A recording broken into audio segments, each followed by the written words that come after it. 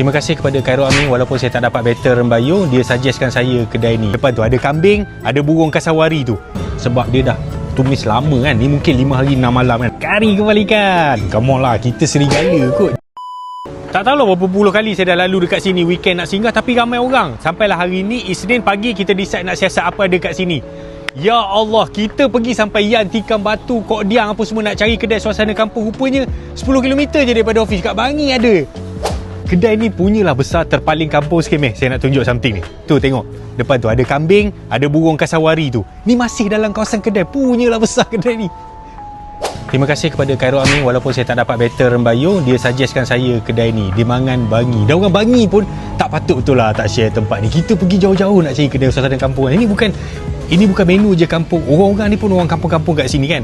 Jom, mari kita menjamu selera. Dia ni roti canai macam biasa, dia ada kuah dal dan juga anda boleh extra order kari kambing.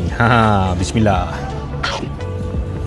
Kalau siapa ingat video-video lama saya kan pasal nasi lemak macam mana nak cari sambal yang cun. Nampak?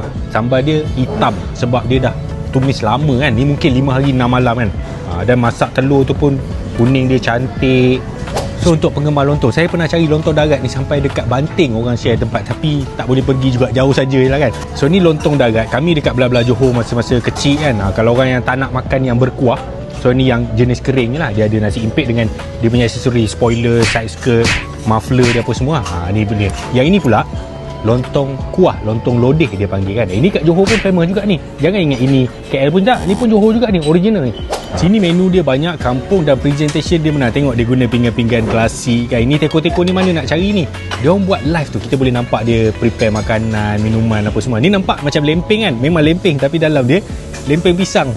Yang ini bubur kacang merah tapi dia letak aiskrim. Dia modern sikit lah. Yang ini tapayubi. Siapa suka makanan-makanan kampung kan, memang kena try lah sini at least once. Kari kepala ikan. Come on lah, kita serigala kot. Dia bukan masakan pagi je, dia ada sampai tengah hari. Dan ada juga yang ini, asam pedas. Kita original orang Johor kot, IC01 mestilah kena ada asam pedas.